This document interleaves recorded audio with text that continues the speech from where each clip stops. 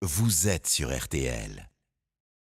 Abdelaziz Bouteflika est donc candidat à sa propre succession. Des milliers de personnes sont descendues dans les rues hier, juste après cette annonce dans toute l'Algérie.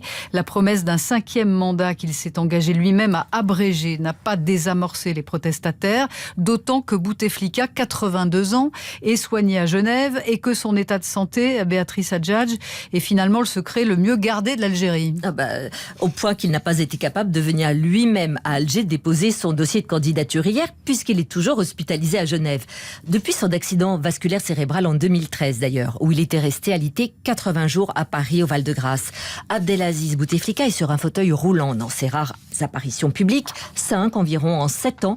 Son regard est vide, ses mains peuvent à peine bouger, sa voix difficilement audible. Écoutez-le le 4 mars 2014 quand il dépose sa candidature pour la 4e fois à la présidentielle.